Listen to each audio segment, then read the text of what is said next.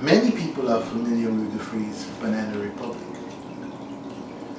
Now, we're going to start off with this idea of a banana republic, and we're going to delve deep into it. Now, for banana republic, some people may associate it with a very successful clothing company or a popular clothing company, Banana Republic, which is owned by Gap.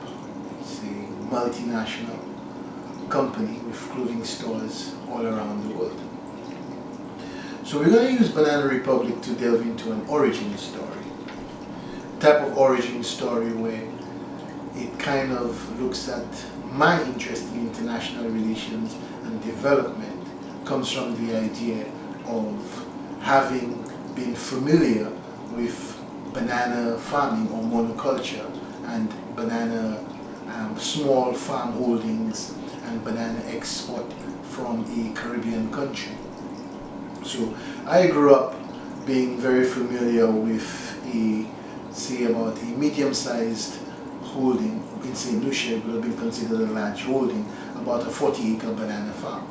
Now, on that banana farm, it is a mom and pops or a small and medium enterprise business run by my mom and my dad, and basically employing local workers from the constituency or from the village.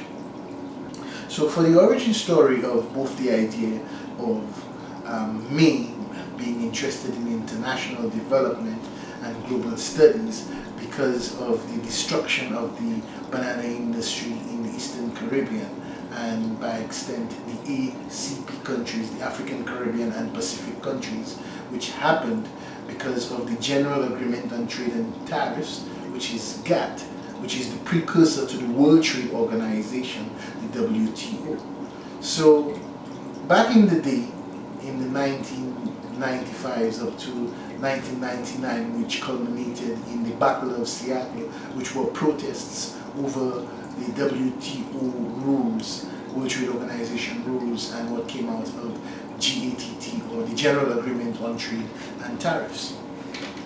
So basically, what we were looking at, what happened was that the World Trade Organization had some rulings, and that comes from the agricultural realm of free trade, and how that affected the small and medium enterprise holders or farmers in St. Lucia in particular, and by extent that can be extrapolated to most small and medium enterprise farmers in Latin America, the Caribbean, Africa and the Pacific.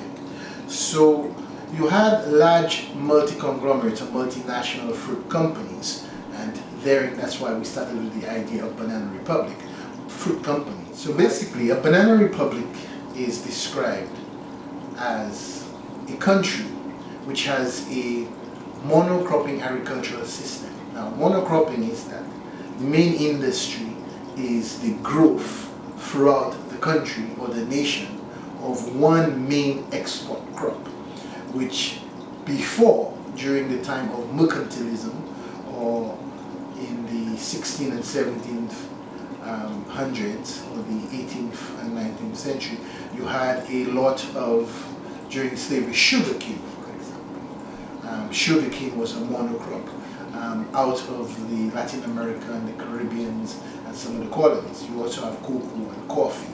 A lot of countries, the whole economy is surrounded by the idea of the production of one crop, and that's one crop for export. Yes, some farmers or some small farmers with their holdings may plant diversification and have some, maybe diversify their crops and have some, for example, fruit trees, or even a potato plot, or even yams and other types of vegetables in small gardens.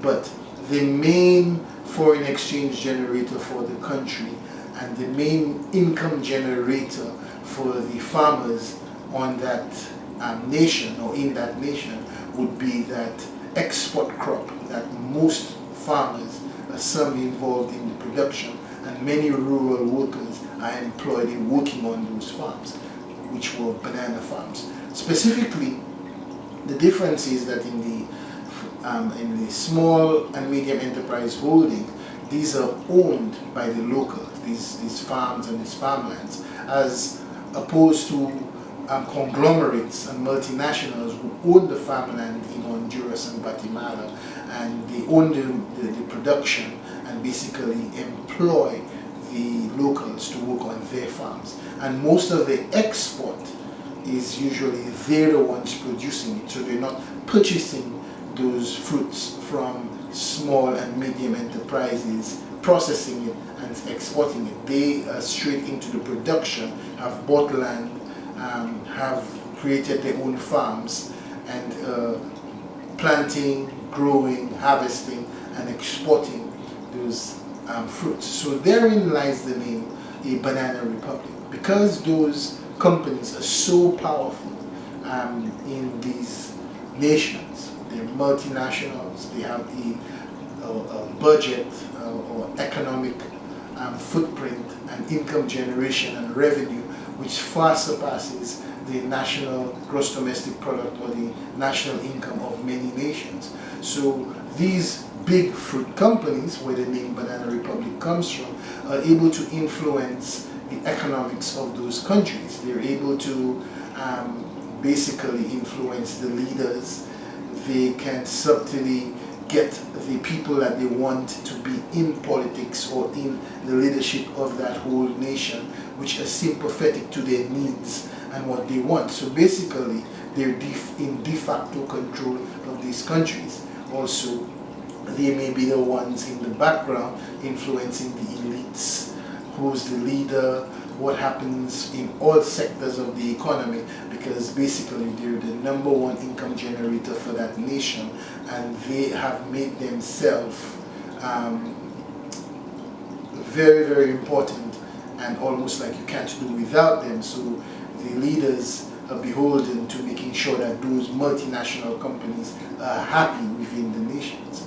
So therein lies the idea of a banana republic, which is a poor country, which is a monocropping industry and practically controlled by a multinational or conglomerate, in this case fruit companies which were exporting bananas. That's where the name Banana Republic comes from. So when we think of huge conglomerates, we started off from the idea of banana fruit companies, or fruit companies which sold bananas, which were influential in literally dictating the politics and the international development and the GDP of whole countries in Latin America and the Caribbean. When you think of the power of those multinationals, you also have to consider the World Trade Organization, and which is the precursor, like I said, was GATT, General Agreement on Trades and Tariffs. And why I got interested in international development and global studies was because of seeing firsthand what a ruling by the World Trade Organization or international trading rules, international business from multinationals with countries being involved can affect a small and medium enterprise, farmers, local farmers, and by extension the whole economy of an island, the whole economy of a small poor nation, and in whole regions in the south, because the African, Caribbean, and Pacific countries were involved in that. And the reason why it was knocked down was because of what's something called preferential treatment, which is a non-tariff barrier as ruled by the WTO.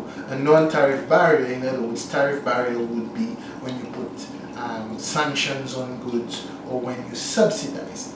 So those developed countries have continued to subsidize their industries, the agricultural industries. But the non-tariff barrier that they mentioned for striking it down, which was brought by the huge multinational fruit companies producing in Latin America, they brought their concerns to the World Trade Organization, stating that it was illegal for the European producers or importers to have had a quota system.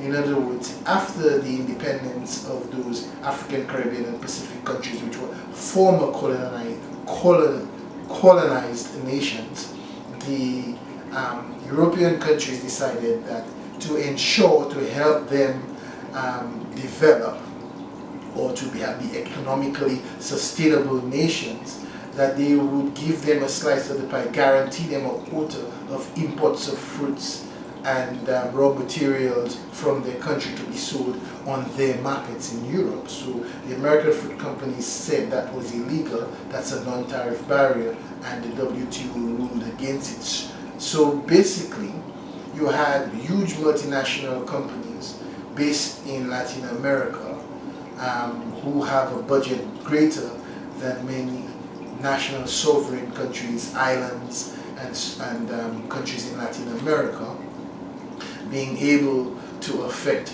change that affects whole swaths of economies and sovereign countries. So the fruit companies said that they found that illegal.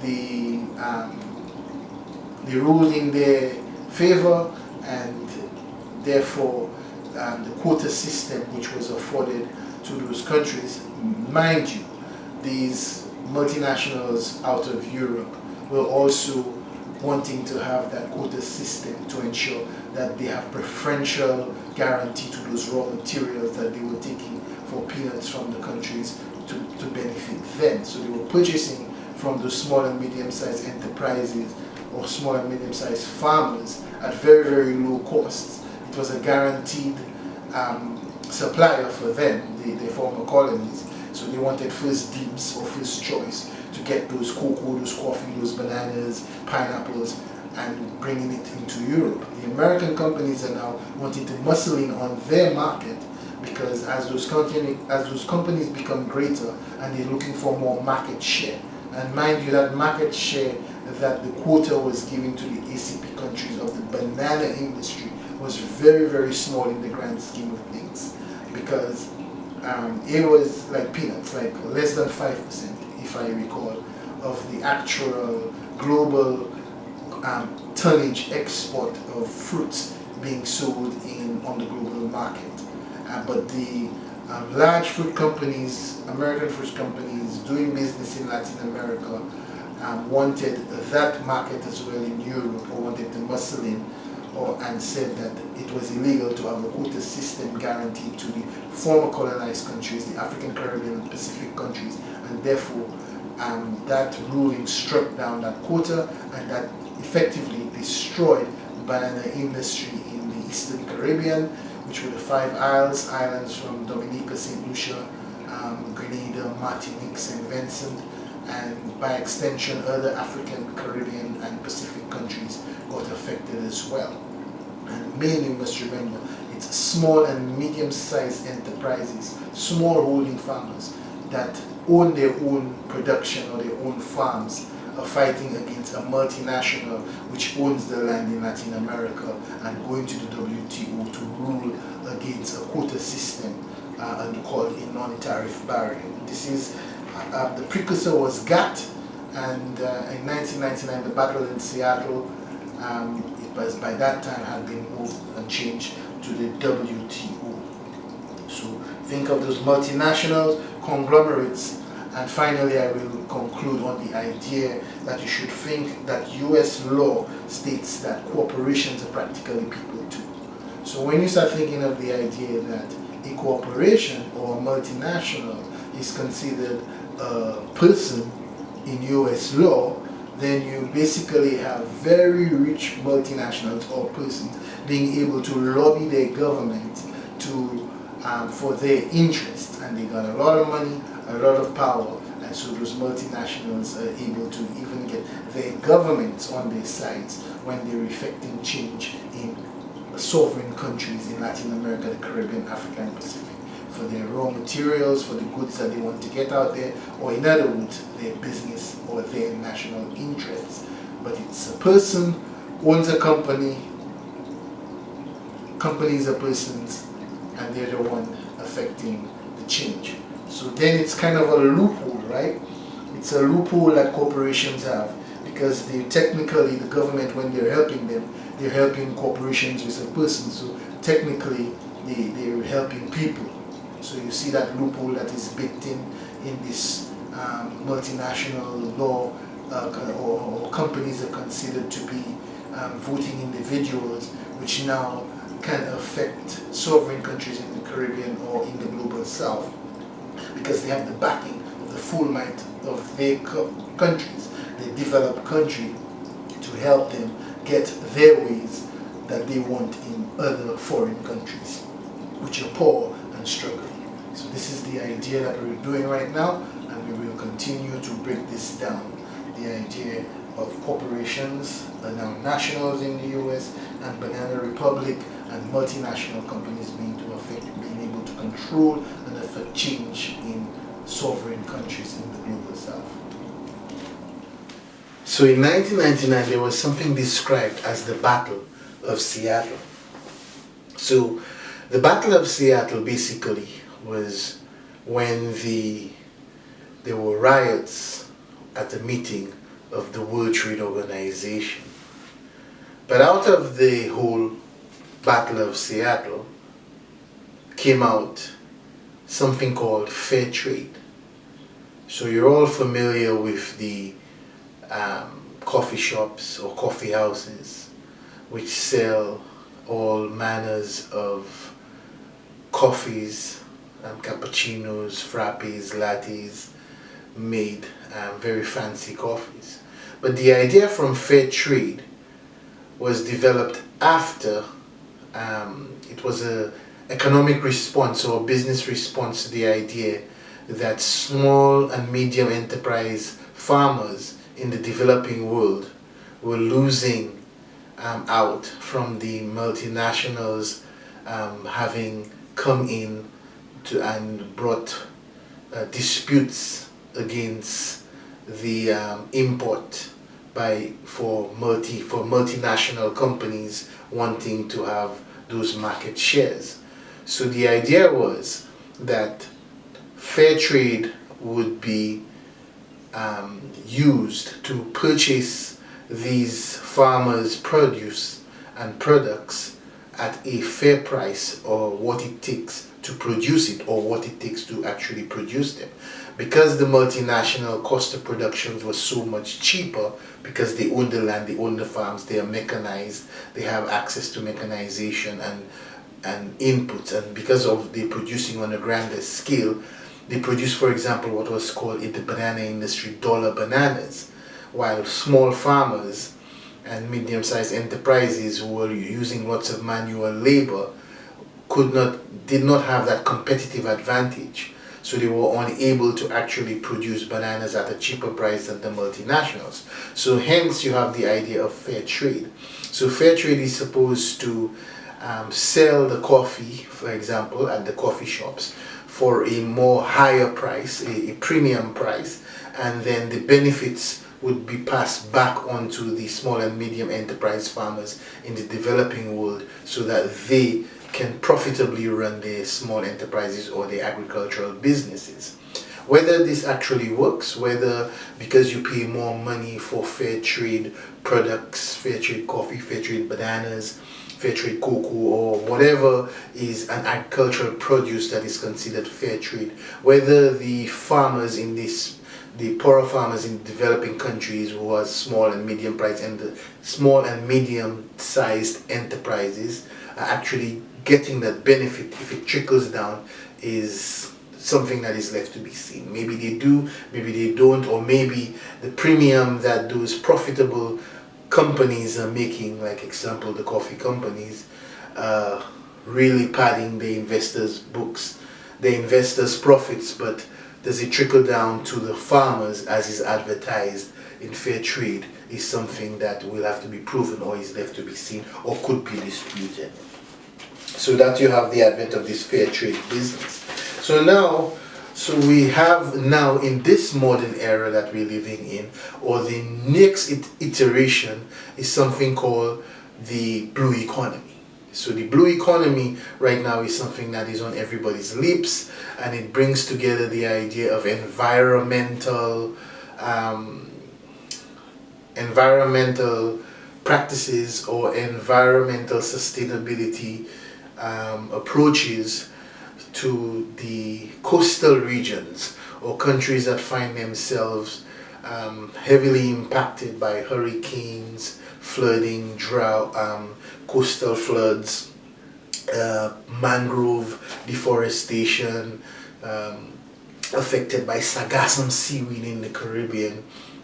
So all those economies which find themselves on the coast or close to the oceans, the you can check out the United Nations have something called the Blue Economy Project, where they're targeting this idea of trying to help small and medium enterprise people, or to inject funds on both trying to help people who find themselves located in those vulnerable zones on the coast, and also smaller enterprises and research and development into protecting the environment or putting in money into the adaptation and mitigation for climate change crisis, and that is considered to be a blue economy program. But let's not forget the manufacturing wars. So we have the agricultural problems like that happened because of the agricultural round of free trade, which culminated in the Battle of Seattle, or which the Battle of Seattle, which happened in 1990 time, which was protest against the World Trade Organization meeting in Seattle. There's a big overhang or overshadow about agricultural free trade, and so you had lots of countries coming up to Seattle to talk about what had happened with the free trade liberalization, and we spoke about with the subsidy problems and the non-tariff barriers, and what happened with the fruit companies having brought in disputes against other companies, and how it destroyed small and medium agricultural farmers in these poorer countries. So right now, what we can also point out to, that you've heard about during Donald Trump era, the idea of the manufacturing wars, which was highlighted by the idea of Ford and GM in 2008 when President Obama was in charge, how we had to bail out the automotive industry. So this basically shows the idea of the problem that was caused when the factors of production, means of production, moved to the cheaper environments to produce their manufacturing, to produce their cars, and how the industry of the car and industry got dinged and was finding it difficult to actually uphold to the commitment to their employees. Cost of living was going up, the investments for their pension plans because of the banking crisis. So you had a major problem in manufacturing. So you have the agricultural one in 1999 from the liberalization of agriculture. Then you see the problems in 2008 when the car manufacturing industry nearly went under and had to be bailed out with monies, taxpayers' monies, authorized and set up by President Obama at the time. So you're seeing all those problems over this duration of time. But now we're in the time of the TRIPS, which are TRIPS, intellectual property rights, TRIPS, right? So now, because we're living in the information age, you really get the idea, or you start to see the most powerful companies now, multinationals. Remember, the theme is in the World Trade Organization, the zeitgeist, so the thing that's happening. It used to be agriculture from fruit companies. We started off with this banana republic, multinational powerful fruit companies. Then you had powerful manufacturing companies, which was symbolized by car, GM and Ford.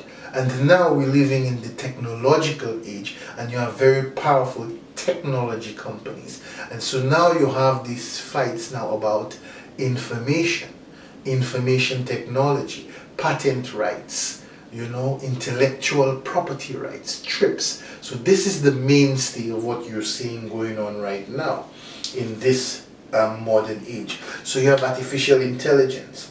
You have the technological wars going on. You've heard about the chip wars, where certain countries, and well, you would say the more developed Western countries, are saying that China is co-opting the information, the technologies, and is trying to develop chips to become advanced or more advanced or just as advanced as the Western countries who used to be miles ahead of China.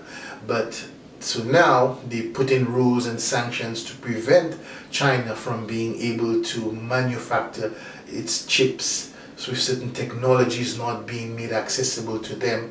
But China has been able to release a new phone with a new chip from Huawei.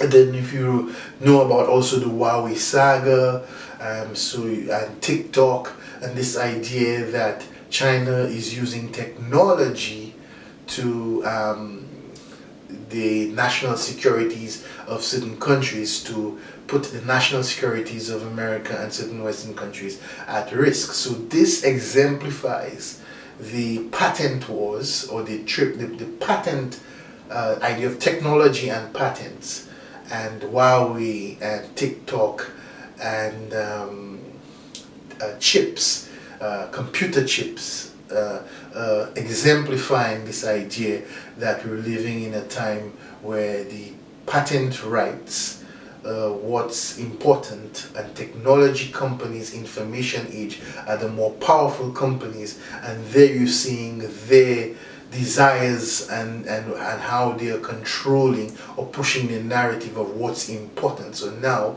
we're having this scene in our daily lives, or the experiences of nationalism, multinationalism, multinationals having their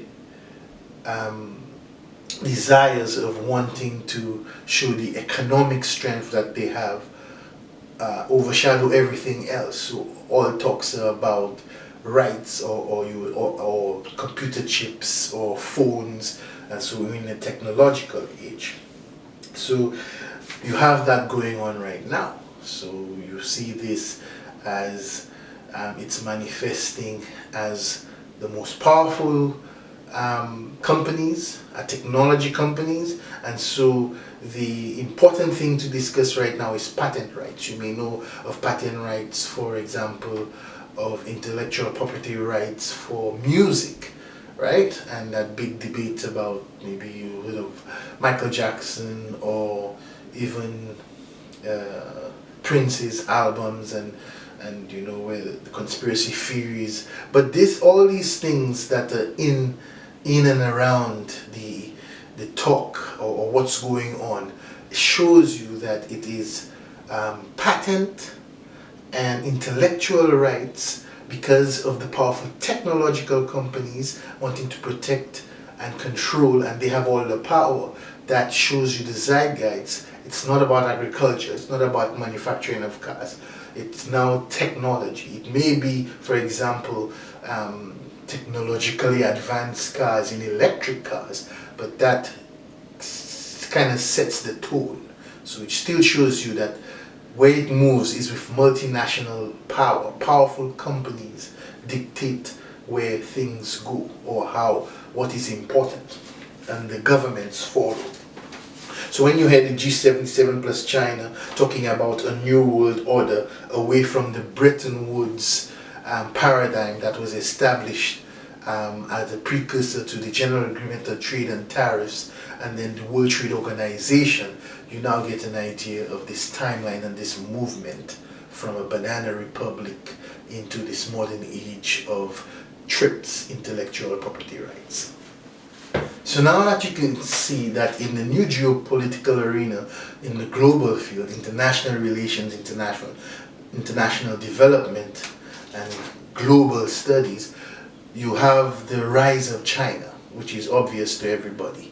Like we said, there's the whole chip wars going on with technology that are trying to prevent China from having access to certain technologies, whether it is because it's put under the umbrella that's because of national security, But the fact of the matter is, China is on the rise. China is rising. China is becoming a new and powerful country, so powerful that it is possibly the second most powerful country in the world next to the United States. And even if you put the United States and its allies together, China is still a strong rival to them. Not only is China growing, has been growing over the last couple of decades at a much faster rate, like between 7 and 9% GDP annually, compared to the other developed countries. And China has made leaps and bounds in technological advancements, and their infrastructure, highways, roads and airports is quite more advanced than the older crumbling infrastructure of Europe and America. So now China is being looked at as an existential threat to the West. And that's why you're seeing all in the talks about the BRICS as a counterbalance to the Western, and that paradigm now moving to a north-south paradigm, whereas before it used to be east-west, which was based on communism and democracy and free market system. You have a paradigm now about northern developed countries against the up-and-coming South, Africa, Asia, Latin America, and China. Throwing Russia in there because Russia is the remnant of the East-West communist Soviet Union rivalry. So China provides an example which is not a free market-based system. China provides a communist type of leadership and economy which has been proven that it can work and they can develop and become an advanced nation without having to follow the dictates of the capitalist Western alliance, or what's known as America and its allies, right? So this is a powerful motivation for developing countries to take example from, and so China is gaining influence, and so it's becoming influential. Now the idea of legitimacy and influence is subjective. It's if countries agree that you are worth something to them, then that your power or influence on the international scale gets bigger or more pronounced. And this is what's happening. China is becoming more influential on the global scale.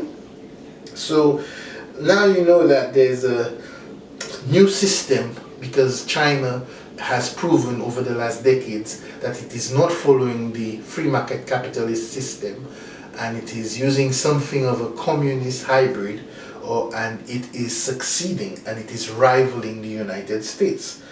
Now, all this thing will take a sidetrack to look at the idea of this mercantilism, which is a precursor to this capitalism that China is showing is not necessarily the only way to have development or economic development. The idea was, if you don't follow free market democracy, you will not grow, and that is why socialism was used as a deterrent. If they wanted to make you look bad or say that you're the worst country in the world, they would just brand you a communist or you're a socialist. But with China now proving that they have a different system of a socialist hybrid / communist, but yet they've been able to be successful no matter what knocks they have on the country, it is providing an alternative to the free market capitalist system, because the free market capitalist system is also showing its flaws too, as we've spoken about how you have countries who are on the periphery, and then you have, let's put it like the disparities in wealth. You have extremely wealthy developed countries and extremely poor developing countries in Latin America and the Caribbean. So remember, mercantilism is the original exploiter. Mercantilism was basically the European countries needed to import raw materials from Africa and the Caribbean, or use those countries to gain wealth in their core and to industrialize and become more powerful by sucking out the gains from those countries and most of the benefits accruing to those more powerful countries who've become developed. So remember the analogy of when traders came into the New World or into Africa, they would give beads in exchange for gold and diamonds. So that just shows you the unfair terms of trades. Beads, glass beads in exchange for gold and diamonds. I'm sure the merchants were quite aware that they were giving nothing in exchange for extremely valuable properties, right? So it was kind of like a scheme. These same type of relationships exist today, where developed countries want to go to Africa and the Caribbean or Latin America and provide minuscule exchanges, bare minimum, in exchange for very valuable products like cobalt and tantalum, or the minerals, the essential minerals which are necessary to build the technological gadgets of today. And so you think of beads in exchange for gold and diamonds, and now you think of peanuts in exchange for uranium, gold, cobalt, and all these essential minerals. So the developed North is still sucking the benefits or the important resources out of the underdeveloped South and using it to advance their societies and have an unfair trade relationship with them. So then you have the idea of certain economists saying this is like a center versus the periphery type of relationship. So those in the center, the core, are the ones getting all the benefits, and the poor countries are on the periphery and they remain behind in development because the gains, the majority of the gains are going to the core, which are using, basically siphoning the economic prosperity gains, revenue from the periphery, which are the global south as opposed to the global north, which is the center, and the global south is seen as the periphery.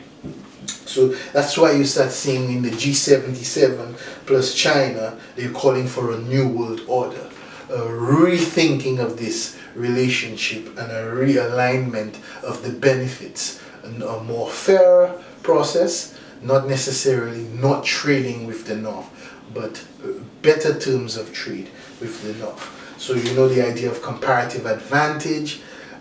It's proven that this is not necessarily the only thing that you have to consider, because if you just go with comparative advantage, then obviously the multinationals and the conglomerates will be the producers on their farms, like the banana companies were in Latin America, and they'd force out the small and medium enterprise holders. Now they've realized this is not necessary. You need more of a fairer approach. You can't give the free market system a free hand to basically dictate.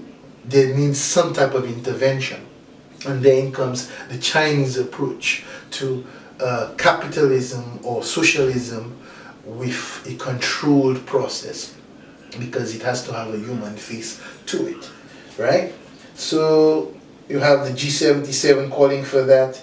You had that idea of the General Agreement on Trade and Tariff, the precursor to the World Trade Organization, and from mercantilism, the original exchange of beads for diamonds and gold, to this now poor countries are now facing this in the new world, more advanced TRIPS, intellectual property rights, which was seen in medicine. The patents to be able to make medicine accessible are barriers. Patents are barriers to make essential medicines available. If you can't pay for it, you can't just make it, right? So we know that there is an imbalance in the terms of trade. And so you have multinationals and conglomerates having a big sway in the World Trade Organization, or those supposed to be national multilateral institutions, but because of the power of oligopolies and monopolies or huge powerful companies, they seem to be able to have a lot more sway in these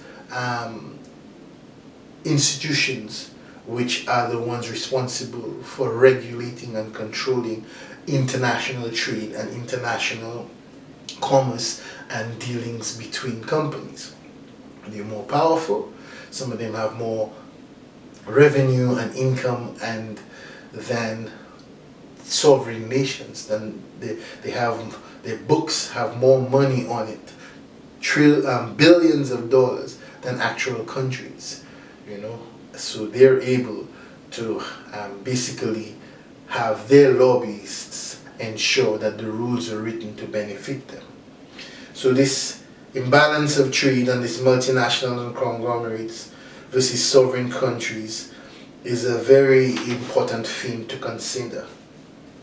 So this relationship needs to be changed, and that's what now you're seeing with the BRICS, the G77 plus China are trying to convince the North, global North, that the global South is very adamant and wants that. And you can see these things are manifesting in the Sahel region with coups and the people saying that the terms of trade with France has not been benefiting those countries, while France is considered an advanced country and it has certain agreements which is basically archaic and is sucking out the revenue and resources and the potential for economic development from those countries for its benefits. And now then that you have China on the rise and China having more of a social based development, this is also something that the West, who have laid their bed on free market capitalist system, are finding difficult to chew on that cud, and so you're having a fight back, because you have basically said the only way to go. These two, it's like religion. They're antithetical to each other. Both two cannot exist. It's either one. It can only be capitalism or nothing else. But however, socialism, the first cancel culture must have been the cancellation of socialism or communism. Or Marx. They cancelled Marx. Now, the original cancel culture, you could say, was how they cancelled Marx's idea, Karl Marx's idea of socialism, right? But Karl Marx's prescription for, which was socialism, or Karl Marx's prescription of something to go against capitalism, because at the time that capitalism had sprung out of mercantilism, and he'd already seen what those multinationals, monopoly and oligopoly conglomerates would have done in their quest for ever expanding more profit and expansion, what would have happened. So his observations were not wrong. His prescriptions of not freedom and making people doing jobs that they don't have that much freedom may have been a problem, or is a problem. But the observations as to what an uncontrolled free market and the power that multinationals would have over the poor, the proletariat, was correct. So when people are throwing out this idea of you're a communist or you're a socialist, they're kind of being facetious half of the way, because they understand what the observations that Marx and Engels make in the idea of what happens when you have unfettered capitalism, how it drastically affects the poor, and even what's happening now with the dichotomy between the rich are getting richer and the poor are getting poorer, as the wealth gap increases. Karl and Marx saw that was going to happen, right? But it's like religion. You have to believe in the doctrine, and you have to, if you're a capitalist, free market, free trade, then that's it. So you just throw, anytime somebody says capitalism has flaws, then the rebuttal is, would you rather communism? No, people are not saying you want the prescription of the what Karl Marx says to communist, but you have to take the good information, the observations, and use that to build. So you can find a balance. Some things from capitalism, innovation, movement forward because of the people motivated to invent, and which is under the free market system. But you need social safety nets, for example, because let's take, for example, diseases. If the poor people can not get vaccinated or can't afford it, you still have to vaccinate them because they can be vectors to spread diseases. So there are parts where social responsibility is just as important, which capitalism may not provide.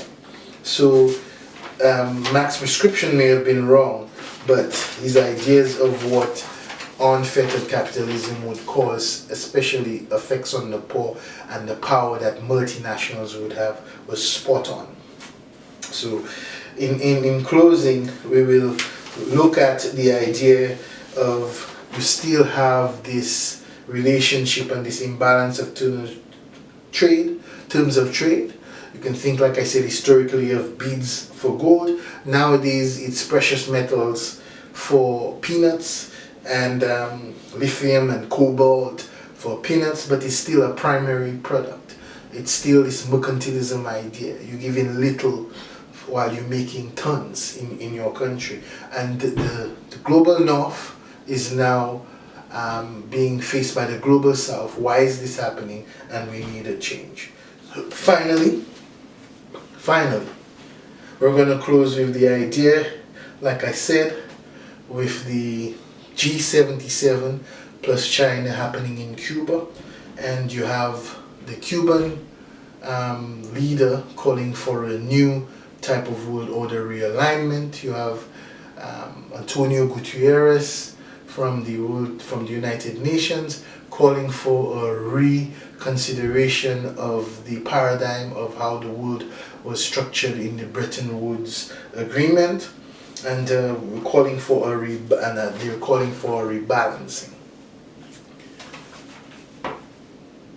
One thing that struck me, which was very important, that the President of the United States, Joe Biden, gave in his speech, was an Atlantic alliance. So the Atlantic alliance, I find, is very interesting from his speech, very genius, in that if you form this Atlantic alliance, you have the whole west coast of Africa, countries on the west coast of Africa, the Caribbean. You have countries in the Caribbean basin as well, which can be considered, although the Caribbean, bordering the Caribbean Sea, as part of this Western Atlantic alliance. And then you have the up north, the countries in the Atlantic, European countries in the Atlantic in that.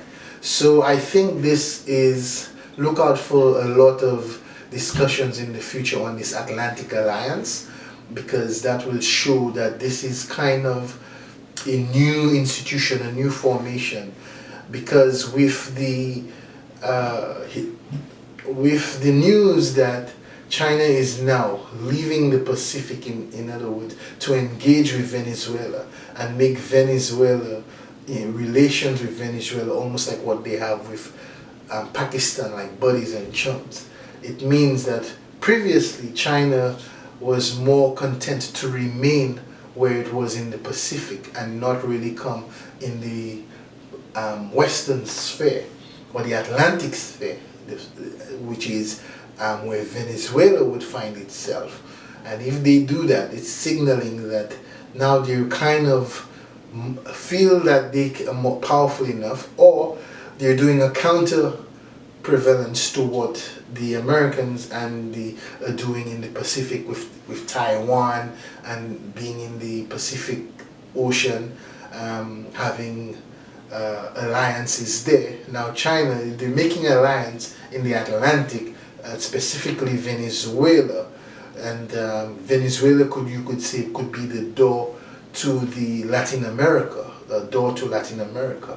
If China becomes a good partner to Venezuela, and Venezuela moves on a different paradigm, it develops, it has oil, it becomes more powerful, then the whole of Brazil, Argentina, Chile, or the whole Latin and South America will have an example of a relationship with Venezuela that is beneficial, and so now they have another choice. Importantly, next to Venezuela is Guyana, which has a lot of oil too, and it is the key to the English-speaking Caribbean from Trinidad and Tobago all the way up to the Florida Keys.